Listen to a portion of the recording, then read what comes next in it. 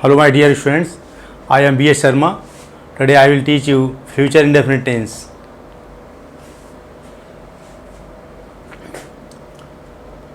Tense एक बार review कर लेते हैं। फ्यूचर इंडेफिनिट टेंस पढ़ाने से पहले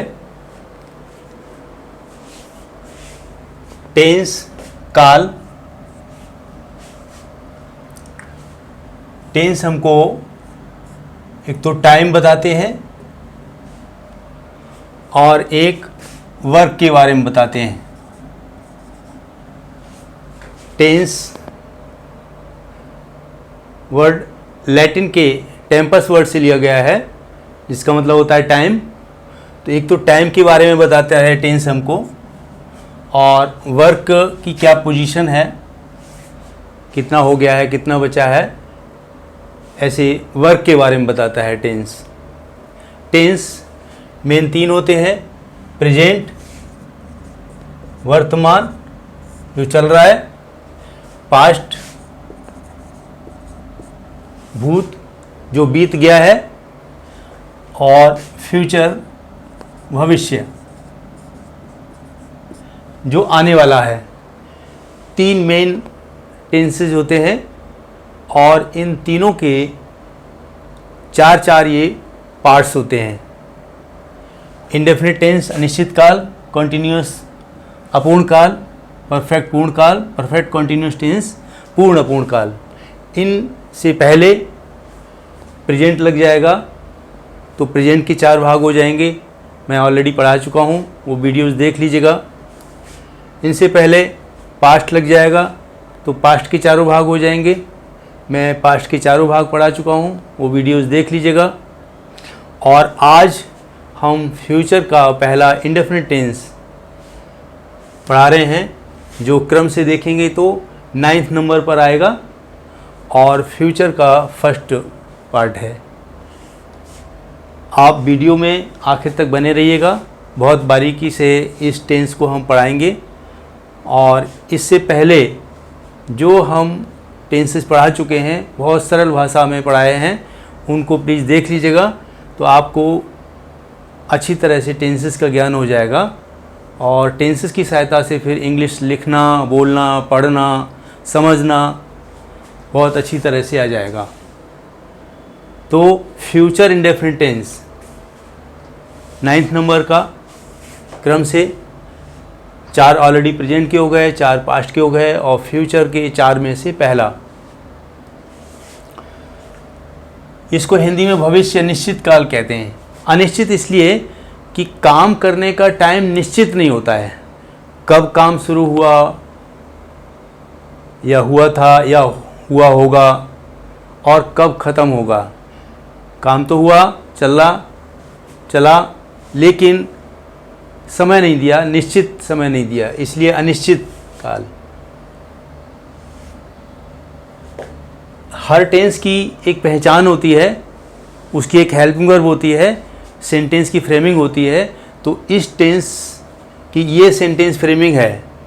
अगर ये कहीं पर भी मिलती है तो इसको आप समझ जाएं कि ये सेंटेंस इस टेंस का है।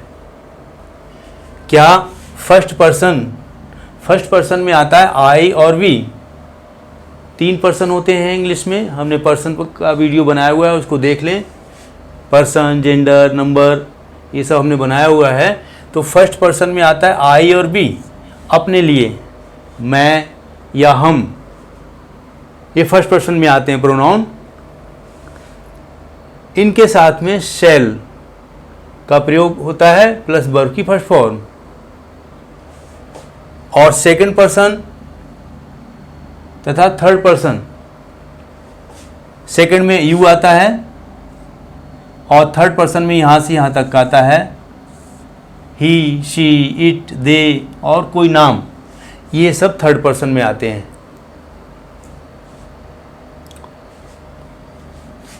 ये सेकंड पर्सन है और ये सब थर्ड पर्सन है, ये फर्स्ट पर्सन हो गए।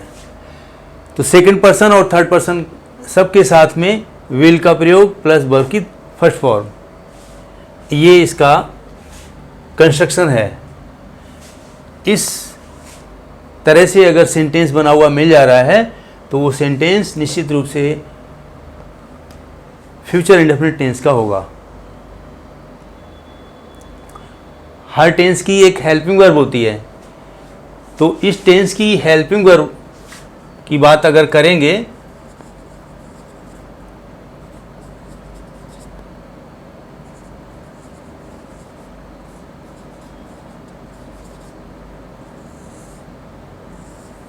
इस टेंस की हेल्पिंग वर्ब की बात करेंगे, हेल्पिंग वर्ब सहायक क्रिया, तो शैल या विल है। हेल्पिंग वर्ब मेन वर्ब की सहायता करती है सेंटेंस बनाने में, टेंस डिफाइन होता है इससे। ये हेल्पिंग वर्ब मेन वर्ब से पहले आती है, सब्जेक्ट के बाद आती है, और ये सेंटेंस को किस टेंस का है ये डिफाइन करती है। तो इस टेंस में आपको शैल या विल का प्रयोग मिलेगा। हिंदी वाक्यों की पहचान, हिंदी वाक्यों का क्रम होता है, कर्ता होगा, उसके बाद कर्म होगा, उसके बाद क्रिया होगी। तो हिंदी वाक्यों के अंत में गा, गी, गे ये मिलेंगे। ये अक्षर अगर मिल जाते हैं तो उन सेंटेंसेस को, हिंदी के वाक्यों को फ्यूचर इंडेफिनिट टेंस का समझें। इसी प्रकार से इंग्लिश के सेंटेंस की पहचान, हमें इंग्लिश के और हिंदी के सेंटेंसेस की पहचान आनी चाहिए, जिससे कि हम उनकी कैटेगरी बना सकें, सेंस निकाल सकें। तो इंग्लिश के सेंटेंस की पहचान, तो पहले तो इंग्लिश के सेंटेंस की फ्रेमिंग देखो, सब्जेक्ट होगा, उसके बाद वर्ब होगी, उसके बाद ऑब्जेक्ट होगा। थोड़ा सा इसमें अंतर है, सब्जेक्ट को कर्ता कहते हैं और वर्ब को क्रिया कहते हैं, लेकिन कर्म को ऑब्जेक्ट कहते हैं, जो इंग्लिश के सेंटेंस में बाद में आता है। हिंदी के सेंटेंस में कर्म बीच में आ जाता है, क्रिया बाद में चली जाती है। इंग्लिश के सेंटेंस में क्रिया बीच में आ जाती है, कर्म बाद में चला जाता है, सब्जेक्ट शुरू में ही रहेगा, इसमें भी इसमें भी। इतना अंतर है। तो ये सेंटेंस की फ्रेमिंग है और ये पहचान है, सब्जेक्ट प्लस शैल या विल प्लस वर्ब की फर्स्ट फॉर्म, ये इस टेंस के सेंटेंस की पहचान है। अगर किसी सेंटेंस में शैल या विल के साथ वर्ब की फर्स्ट फॉर्म लगी हुई है तो उस सेंटेंस को हम फ्यूचर इंडेफिनिट टेंस में काउंट करेंगे। तो इस तरह से हमने जाना कि इंग्लिश के सेंटेंस को कैसे पहचानेंगे और हिंदी के सेंटेंस को कैसे पहचानेंगे। ये बहुत आवश्यक है किसी भी टेंस को समझने के लिए। उस टेंस के जो सेंटेंस की पहचान है हिंदी में भी और इंग्लिश में भी आनी चाहिए, जिससे कि आगे आप उसको समझ सकें, इंग्लिश से हिंदी बना सकें, हिंदी से इंग्लिश बना सकें और उसके सेंस को समझ सकें। सब्जेक्ट की जगह नाउन भी आ सकता है और प्रोनाउन भी आ सकता है।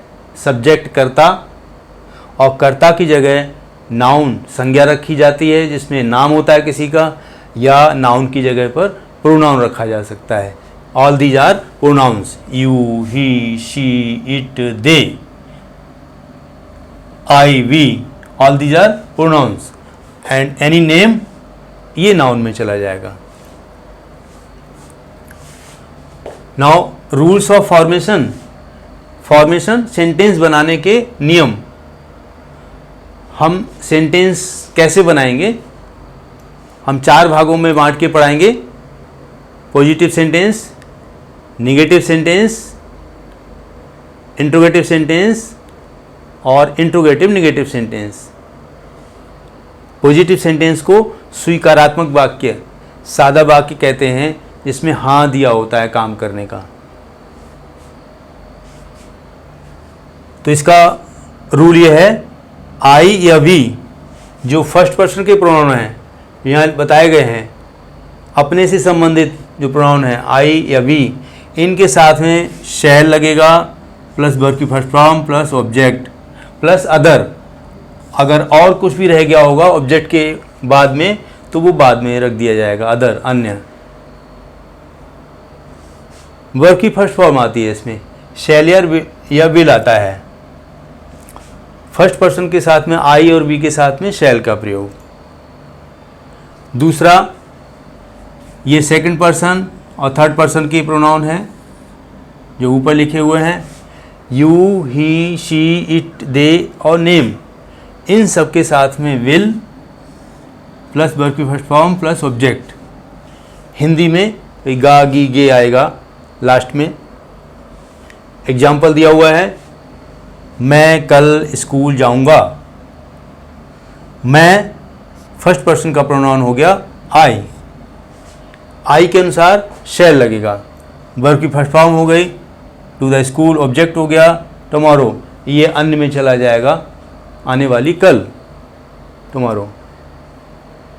मैं कल स्कूल जाऊंगा।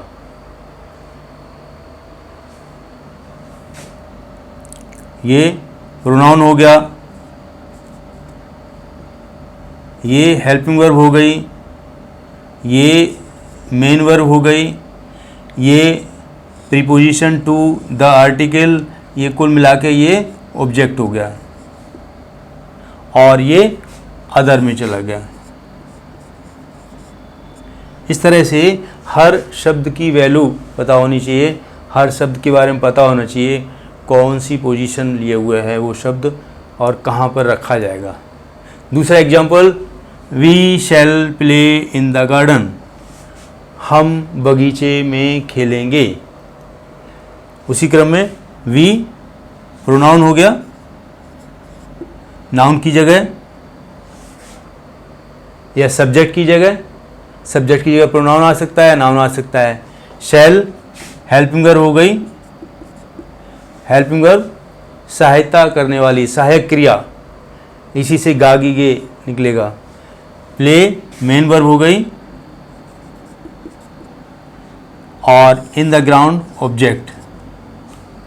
इन प्रीपोजिशन है, द आर्टिकल है और ग्राउंड ऑब्जेक्ट है मेन, तो इन द ग्राउंड ये तीनों पोर्शन मिला करके कर्म। वह अगले महीने दिल्ली से आएगा। ही के साथ में विल, वर्ब की first form from Delhi next month.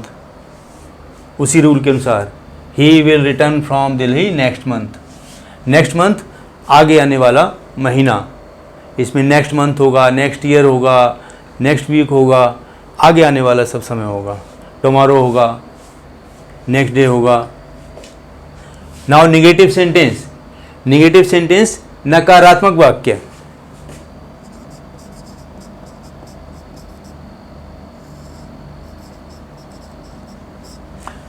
जिसमें ना दिया हुआ हो, मना किया गया हो काम का।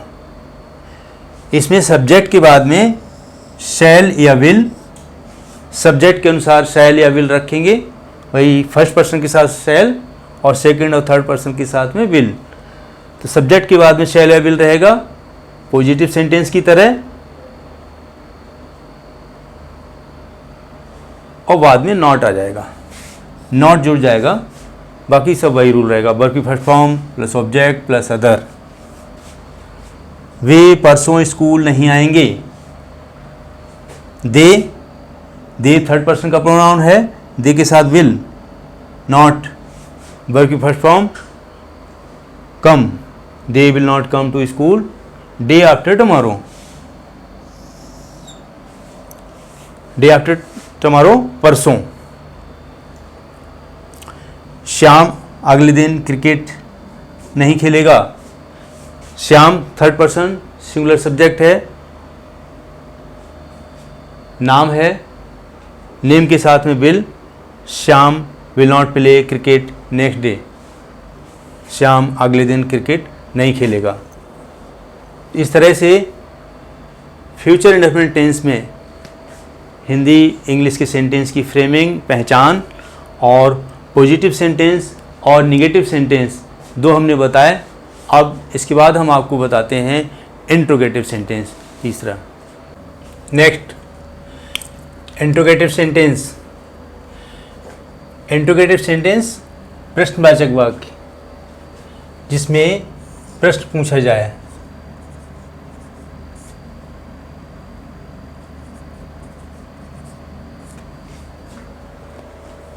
इसमें हेल्पिंग वर्ब शैल या विल सब्जेक्ट से पहले आ जाएगा। हेल्पिंग वर्ब शैल या विल है तो सब्जेक्ट के अनुसार शैल लगेगी या विल लगेगी, वो सब्जेक्ट से पहले आ जाएगी और सब्जेक्ट के बाद में वर्ब की फर्स्ट फॉर्म ऑब्जेक्ट। अगर क्वेश्चन वर्ड होगा तो वो क्वेश्चन वर्ड शैल या विल से भी पहले आ जाएगा। कहाँ, क्यों, कैसे, कितने, all these are question words. Which, how, why, where, what, when, who, whom, whose, ये सभी क्वेश्चन वर्ड्स हैं। ये हिंदी के वाक्य के बीच में आते हैं तो वो क्वेश्चन वर्ड शैल या विल से भी पहले आ जाएंगे। शैल या विल के बाद में सब्जेक्ट और बाद में वही फॉर्मूला वर्ब की फर्स्ट फॉर्म ऑब्जेक्ट और अदर कुछ होगा। तो जैसे क्या तुम कल बाजार जाओगे, तो ये जो क्या वाक्य शुरू में आता है इसकी इंग्लिश अलग से नहीं लगाते हैं, इसकी इंग्लिश वही हेल्पिंग वर्ब होती है, वो शुरू में लग जाती है। यू के अनुसार हेल्पिंग वर्ब विल लगनी है। तो will you go to market tomorrow, वह कितनी किताबें खरीदेगा, ये क्वेश्चन वर्ड हो गया। ये हिंदी के वाक्य के बीच में आया हुआ है तो हाउ मैनी बुक्स, ये पूरा क्वेश्चन वर्ड हो गया। फिर ये हेल्पिंग वर्ब हो गई, सब्जेक्ट की जगह प्रोनाउन ही, वर्ब की first form. How many books will he purchase. Next interrogative negative sentence, प्रश्नवाचक नकारात्मक वाक्य। प्रश्न भी पूछा गया होगा, ना भी होगा। इसमें क्वेश्चन वर्ड अगर है तो क्वेश्चन वर्ड शुरू में ही रख देंगे, अगर नहीं है, क्या से वाक्य शुरू हो रहा है तो हेल्पिंग वर्ब से शुरू करके ऐसे बना देंगे। हेल्पिंग वर्ब के बाद सब्जेक्ट, फिर नॉट सब्जेक्ट के बाद में आ जाता है, सब्जेक्ट से पहले हेल्पिंग वर्ब आ जाती है, नॉट के बाद में मेन वर्ब आती है। इस तरह से अगर ये क्वेश्चन वर्ड्स होंगे तो यहाँ पर आ जाएंगे, अगर क्या से शुरू हो रहा होगा तो हेल्पिंग वर्ब शैल या विल से ही शुरू होगा। जैसे छात्र कल क्या नहीं पढ़ेंगे, अब ये जो क्या शब्द है ये प्रश्नवाचक शब्द है, इसलिए इसके लिए व्हाट का प्रयोग किया। जो क्या हिंदी के वाक्य के बीच में आता है उसके लिए व्हाट लगाते हैं, और जो क्या वाक्य शुरू में आता है उसके लिए वही हेल्पिंग वर्ब विल लगा देते हैं, उससे क्या का अर्थ निकलता है। तो छात्र कल क्या नहीं पढ़ेंगे, व्हाट, फिर विल स्टूडेंट्स के अनुसार, what will students not study tomorrow. Not negative के लिए आ गया, सब्जेक्ट से पहले विल आ गया।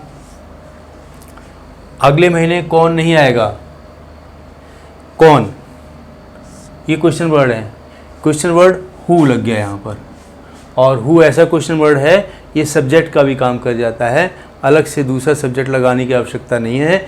उसके बाद सीधे helping verb, not come next month,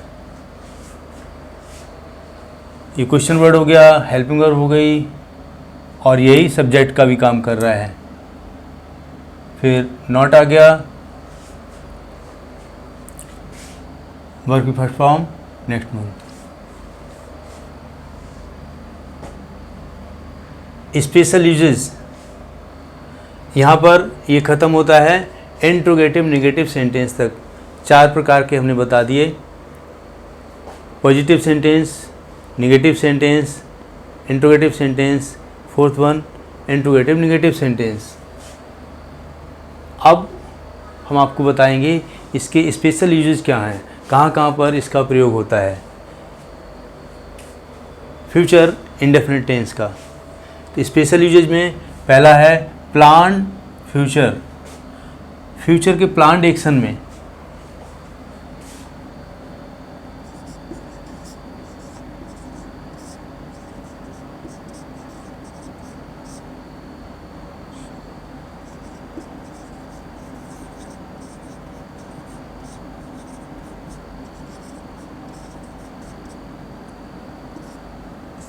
सुनियोजित भविष्य का कार्य। अगर प्लान एक्शन है फ्यूचर का, तो उसमें जैसे Ravi will go to Bhopal next month, ये सुनियोजित वर्क है। नेक्स्ट मंथ, अगले महीने, प्लान फिक्स है, तो रवि थर्ड पर्सन है, थर्ड पर्सन के साथ विल के साथ में वर्ब की फर्स्ट फॉर्म। दूसरा, he will attend the class from Wednesday, बुधवार से वह क्लास ज्वाइन करेगा। अब ये भी उसका फिक्स है, प्लान पहले से प्लान्ड है, तो ऐसे केस में शैल या विल के साथ में वर्ब की first form. Note, use of tomorrow, ऐसे सेंटेंसेस में टुमारो आगे आने वाली कल, नेक्स्ट मंथ अगले महीने, नेक्स्ट डे अगले दिन, नेक्स्ट ईयर अगले साल, नेक्स्ट वीक अगले सप्ताह, या आने वाली जो ईयर है 2007, 2019, लाइक दिस। इस तरीके के एडवर्ब्स का प्रयोग आपको मिलेगा फ्यूचर को डिफाइन करने के लिए। इन एडवर्ब्स का प्रयोग करते हैं। बी, यदि वाक्य में इच्छा, संकल्प, धमकी, इरादा, प्रॉमिस, नैतिक कर्तव्य, आज्ञा, ऐसे भाव व्यक्त किए जाते हैं। अगर हिंदी के सेंटेंस में ऐसे भाव हों, कोई इच्छा प्रकट की गई हो, संकल्प हो, डिटर्मिनेशन हो, धमकी हो, थ्रेट, इंटेंशन, इरादा हो, प्रॉमिस किया गया हो, मॉरल ड्यूटी हो, किसी को कमांड किया गया हो, ऐसे अगर भाव व्यक्त किए जाते हैं हिंदी के सेंटेंस में, तो इसे कलर्ड फ्यूचर कहते हैं। या इंग्लिश के सेंटेंसेस में भी अगर ये शब्द मिलते हैं तो वो कलर्ड फ्यूचर कहलाता है। तो ऐसे केस में शैल या विल को उल्टे क्रम में रखते हैं, शैल और विल को उल्टे क्रम में रख देते हैं। इन वाक्यों में फर्स्ट पर्सन के साथ मीन्स आई वी के साथ में will,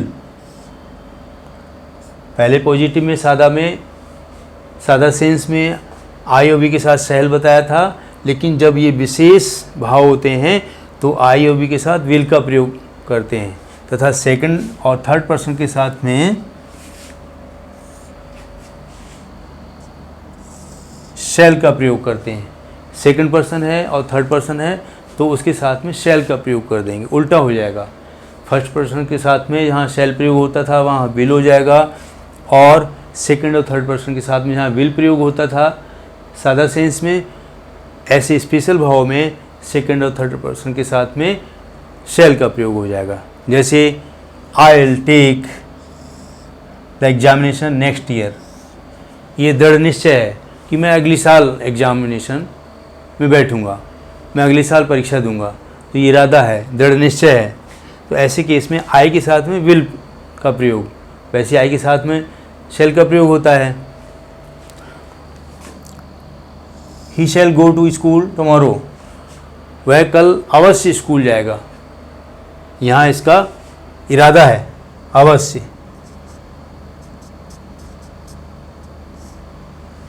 he will go to school tomorrow, वो कल स्कूल जाएगा, इसमें जा भी सकता है, नहीं भी जा सकता है, लेकिन यहाँ पर ही शैल गो टू स्कूल में वो अवश्य जाएगा। ही के साथ में थर्ड पर्सन के साथ में शैल का प्रयोग हो गया। You shall do this work, आपको ये काम करना होगा, आप ये काम अवश्य करेंगे, ये ऑर्डर दिया जा रहा है, कमांड दिया जा रहा है। तो ऐसे केस में यू के साथ में शैल का प्रयोग कमांड में, तो ये भाव यहाँ पर बदल जाते हैं। तो उसी प्रकार से शैल और विल का प्रयोग भी बदल जाता है, ये स्पेशल यूज है। नेक्स्ट सी, यदि कंडीशनल सेंटेंस है, कंडीशनल शर्त वाला वाक्य, तो कंडीशन वाला वाक्य प्रेजेंट इंडेफिनिट में है, तथा दूसरा वाक्य फ्यूचर इंडेफिनिट में बनेगा।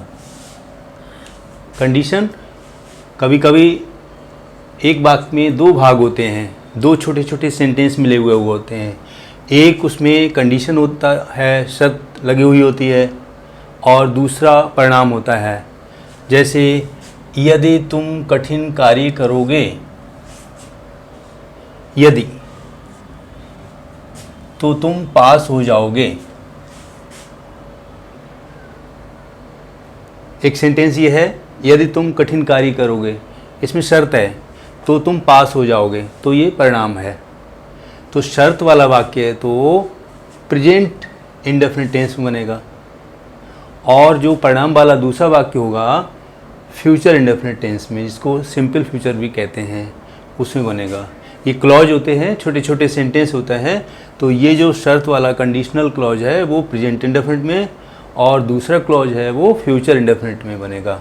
जैसे if you work hard you will pass. अब देखिए यहाँ पर वर्क हार्ड, ये प्रेजेंट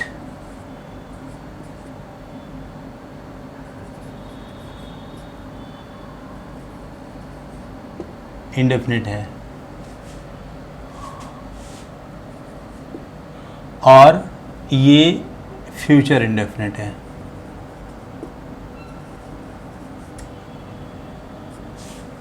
विल पास, यहाँ विल के साथ वर्ब की फर्स्ट फॉर्म है फ्यूचर इंडेफिनिट, और यहाँ वर्क हार्ड वर्ब की फर्स्ट फॉर्म लगी हुई है यू के साथ में, तो ये प्रेजेंट इंडेफिनिट टेंस की पहचान है। हिंदी लगाएंगे तो दोनों तरफ गा आएगा, कार्य करोगे तो तुम पास हो जाओगे, लेकिन ये सेंटेंस शर्त वाला है, वो प्रेजेंट इंडेफिनिट में ही बनेगा। ये कंडीशनल सेंटेंसेस की पहचान और फ्रेमिंग है। अभी पढ़ रहे हैं फ्यूचर इंडेफिनिट टेंस के स्पेशल यूजेस, कि फ्यूचर इंडेफिनिट टेंस कहाँ कहाँ प्रयोग होता है। तीनों indefinite tense, present indefinite tense, past indefinite tense और फ्यूचर इंडेफिनिट टेंस, तीनों के विशेष प्रयोग भी हैं नियम के अनुसार। इसलिए हमारे पुराने वीडियो देख लीजिएगा, और इस वीडियो में शुरू से आखिर तक बने रहिएगा, जिससे कि अच्छी तरह से डिफाइन हो जाए और पहचान पाएँ कि फ्यूचर इंडेफिनिट टेंस में और क्या क्या बारीकियां हैं, कैसे कैसे बनता है। तो ये कंडीशनल सेंटेंस का नियम हुआ। नेक्स्ट, भविष्य का सत्य एवं तथ्य बताने को। भविष्य में कोई ऐसी घटना है जो ट्रुथ है या कोई फैक्ट तथ्य है, उसको अगर बताना है तो भी फ्यूचर इंडेफिनिट टेंस का प्रयोग, जैसे he will be 20 next year, वह अगले साल 20 वर्ष का हो जाएगा। विल हेल्पिंग वर्ब है, सहायक क्रिया है, और ये बी यहाँ मेन वर्ब है। बी माने होना, ये बी मेन वर्ब के रूप में यहाँ पे आया हुआ है, वह अगले साल 20 साल का हो जाएगा। अब बी एक ऐसी वर्ब है, मेन बी की ये फॉर्म चलती हैं। प्रेजेंट में इज आर एम, पास्ट में वाज वर्ब, और पास्ट पार्टिसिपल इसका बीन हो जाता है, प्रेजेंट पार्टिसिपल बीइंग हो जाता है, और बी मीन्स होना।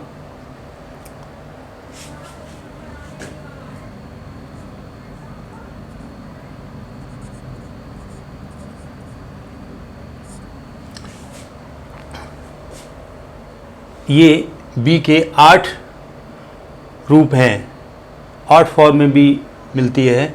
तो यहाँ पर बी मेन वर्ब के रूप में आया हुआ है, फर्स्ट पर्सन के रूप में, फर्स्ट फॉर्म के रूप में। He will be 20 next year, वह अगली साल 20 साल का हो जाएगा। Next E, I think, I believe, I am sure, I expect, probably, ऐसे शब्दों के साथ भी फ्यूचर इंडेफिनिट टेंस का प्रयोग होता है। इनके साथ भविष्य की घटना को बताने के लिए, भविष्य की घटना हो और इन शब्दों का प्रयोग किया गया हो तो फ्यूचर इंडेफिनिट टेंस का प्रयोग। जैसे आई थिंक, मैं सोचता हूँ India will win the match, Bharat match जीत जाएगा। या I expect India will win the match.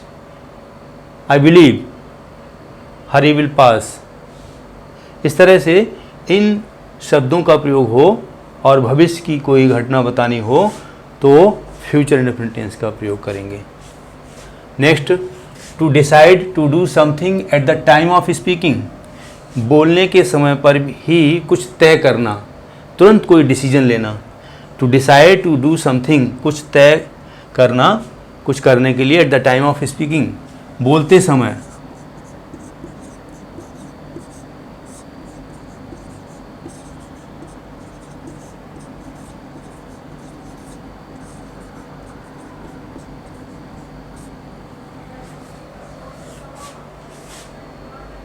बोलते समय तय करना, निर्णय लेना।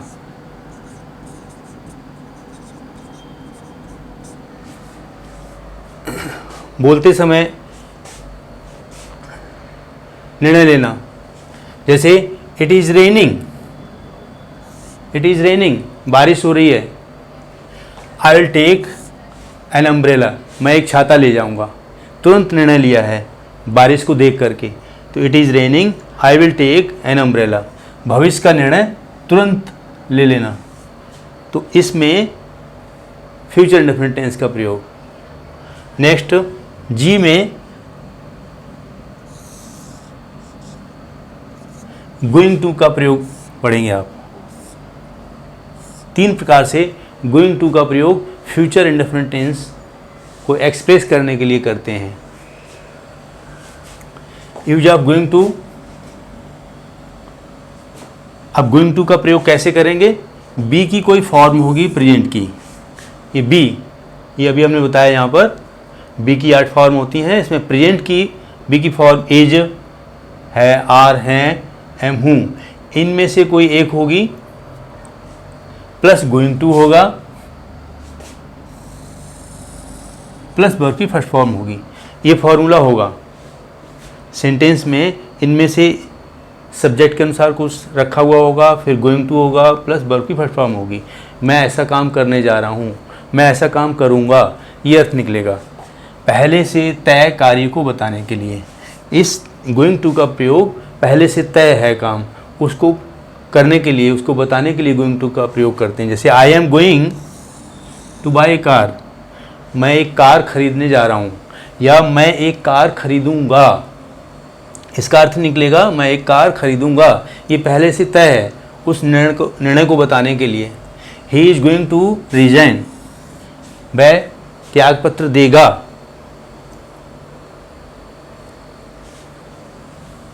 गोइंग टू का प्रयोग गागी के अंत में आ जाएगा। Next, use of going to, जब वर्तमान की स्थिति से भविष्य में कुछ होने की संभावना या निश्चितता हो।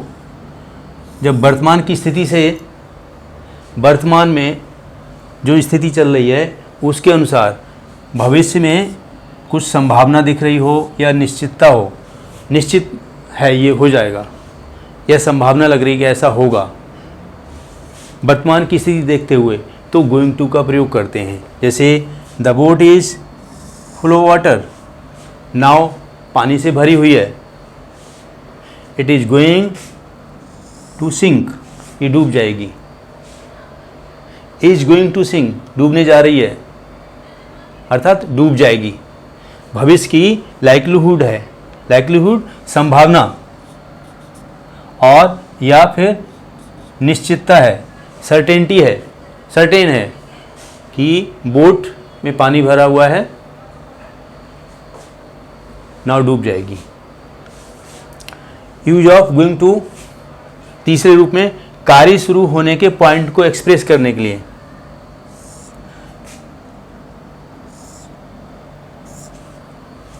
कार्य शुरू होना है उसको बताने के लिए। Let's get in the train, ये लेट अस की शॉर्ट फॉर्म है। लेट अस की शॉर्ट फॉर्म लेट अस मतलब let's get in the train. Let's या लेटस होता है तो चलो ऐसा काम करें, आओ ऐसा काम करें। Let's get in the train, चलो ट्रेन में अंदर चलें। It is going to leave, ये छूटने वाली है, या ये चलेगी, ये छूटेगी। आओ ट्रेन के अंदर चलें, ये छूटेगी। लुक, देखो, the cracker is going to explode. देखो पटाखा फूटेगा, तो गागी के अर्थ निकलेगा, लेकिन यहाँ पर आप देख रहे हैं इज गोइंग का प्रयोग किया गया है। इज गोइंग टू और वर्ब की फर्स्ट फॉर्म। तो गोइंग के 3 रूप यहाँ पर, एक ये पहले से तय कार्य को बताने के लिए, दूसरा वर्तमान की स्थिति के आधार पर भविष्य की संभावना निश्चितता हो, और तीसरा कार्य शुरू होने का पॉइंट बताने के लिए 3 रूप में गोइंग टू का प्रयोग करके भी फ्यूचर इंडेफिनिट टेंस के वाक्य को बनाते हैं। Next H, use of be plus about to plus verb की फर्स्ट फॉर्म। फ्यूचर टेंस को इस फॉर्मूले से भी प्रेजेंट करते हैं। तुरंत भविष्य का कार्य हो, बी की कोई फॉर्म होगी, एज आर एम में से एक होगी अकॉर्डिंग टू सब्जेक्ट, फिर अबाउट टू और वर्ब की फर्स्ट फॉर्म। अबाउट टू ऐसा होने ही वाला है, गोइंग टू का भी प्रयोग करके बताया था इससे पहले, तो उसी तरह से गोइंग टू की जगह अबाउट टू का प्रयोग करके वर्ब की फर्स्ट फॉर्म, और उससे पहले बी की ये फॉर्म में से कोई सी, जैसे let us get into the train, चलो ट्रेन में चलें। It is about to leave, ये चलने ही वाली है, या ये अब चलेगी, ये अब तुरंत चलेगी, ये अर्थ निकलेगा इसका। About to, is about to leave का मतलब ये अब तुरंत चलेगी। डोंट गो आउट नाउ, आप बाहर मत जाइएगा। We are about to have lunch, हम लंच लेंगे। तो ये फ्यूचर का भाव निकलेगा, लेकिन प्रयोग हो रहा है बी की कोई फॉर्म, आर आ गया, फिर अबाउट टू और वर्ब की फर्स्ट फॉर्म में हैव यहाँ पर मेन वर्ब है।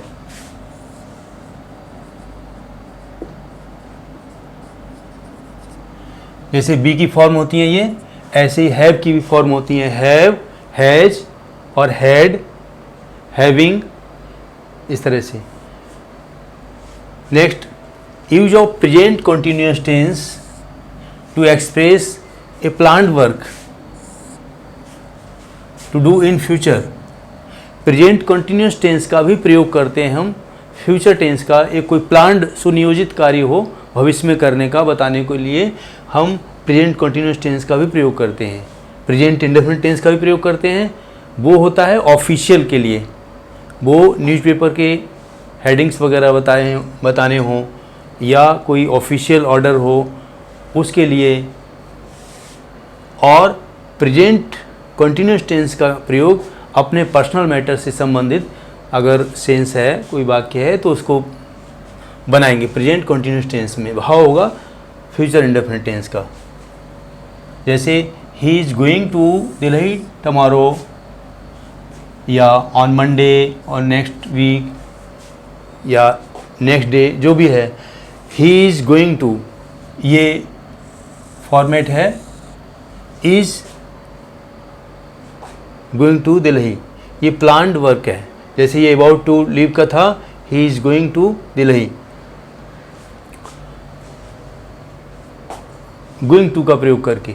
यहाँ गोइंग टू का प्रयोग करके अलग था, इज़ गोइंग टू लीव या इज अबाउट टू लीव, और यहाँ पर he is going to Delhi, वो जा रहा है। यहाँ प्रेजेंट कंटिन्यूअस टेंस का प्रयोग करके है, इज गोइंग में प्रेजेंट कंटिन्यूअस टेंस का प्रयोग है। नोट, पर्सनल अरेंजमेंट्स में प्रेजेंट कंटिन्यूअस टेंस का प्रयोग, not the simple present tense. Simple present tense का प्रयोग पर्सनल अरेंजमेंट में नहीं होगा, ऐसे वाले में। सिंपल प्रेजेंट इंडेफिनिट टेंस, उसमें क्या होगा, जैसे we are eating out tonight, आज रात को हम बाहर खाएंगे, ये पर्सनल मैटर है। We are eating out tonight, ये है प्रेजेंट कंटिन्यूअस टेंस, ये पर्सनल है।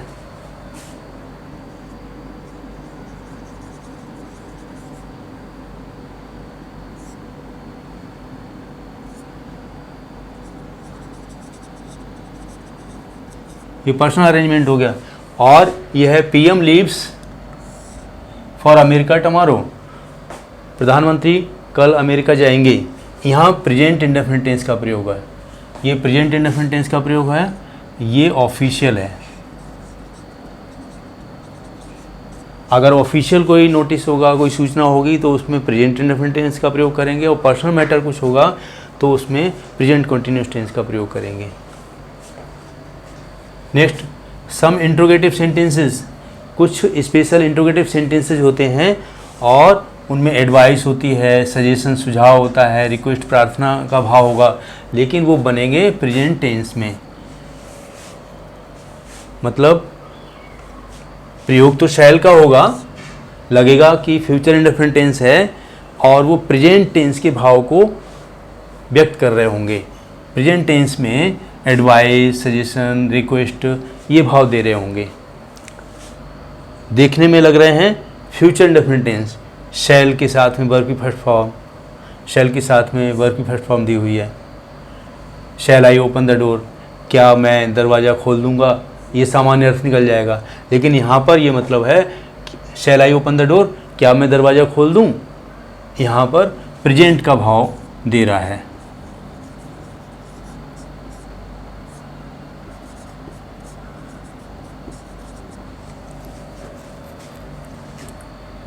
और रिक्वेस्ट है या सजेशन है, एडवाइस है।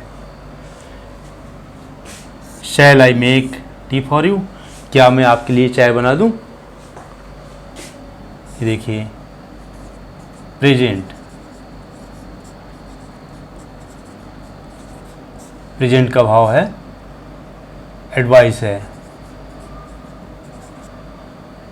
तो ऐसी सेंटेंसेस जिनमें शैल का प्रयोग होगा, देखने में फ्यूचर लग रहा है, फ्यूचर इंडेफिनिट टेंस लग रहा है, लेकिन उसका जो भाव होगा प्रेजेंट टेंस में निकलेगा, उसमें एडवाइस, सजेशन, रिक्वेस्ट करके होगा। Shall I make tea for you, shall I open the door.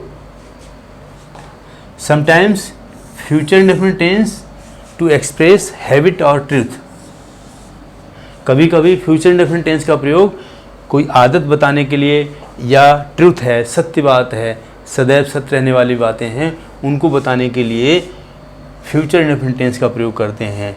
And this presents the time of all three tenses, past, present, future, और उनका भाव निकलता है तीनों टेंसेस में। प्रेजेंट में भी निकल जाएगा, पास्ट में भी, फ्यूचर में भी, तीनों में चल जाएंगे। सेंटेंस तो बना होगा फ्यूचर इंडेफिनिट टेंस में, सिंपल फ्यूचर होगा, लेकिन उसका जो भाव निकलेगा, क्योंकि वो हैबिट होगी या ट्रूथ होगा, तो तीनों सेंटेंसेस में निकल जाएगा। जैसे बॉयज़ विल बी बॉयज़, बच्चे बच्चे ही रहेंगे, बच्चे बच्चे ही हैं या बच्चे बच्चे ही थे। एक्सीडेंट्स विल हैपन, देखने में लग रहा है विल के साथ में वर्ब की फर्स्ट फॉर्म है, दुर्घटनाएं होंगी, लेकिन ये कॉमन सत्यवाद के रूप में बताया जा रहा है, तो यहाँ पर तीनों टेंसेस निकल जाएंगे। दुर्घटनाएं होती थीं, दुर्घटनाएं होती हैं, दुर्घटनाएं होती रहती हैं, होती रहेंगी। A patient will complain of headache, एक बीमार तो वो सिर दर्द का शिकायत करेगा ही, एक बीमार सिर दर्द का शिकायत करता था, करता है। ट्रुथ है, हैबिट है, ऑल टेंसेस में इनका सेंस निकल जाएगा। These are special uses of future indefinite tense. Students, I have covered in detail future indefinite tense. Please revise and see my earlier videos also, and compare with all the indefinite tenses, present indefinite tense, past indefinite tense with future indefinite tense, so that you can command, you can learn properly. हमारे video को शुरू से आखिर तक देखें और videos को देखते रहें, अपने फ्रेंड्स को सजेस्ट करते रहें, शेयर करते रहें, हमारे चैनल को सब्सक्राइब कर दें, जिससे कि मैं और वैल्यूएबल वीडियोज़ आपको लाता रहूँगा। फिर मिलते हैं किसी अन्य वीडियो में। थैंक्स।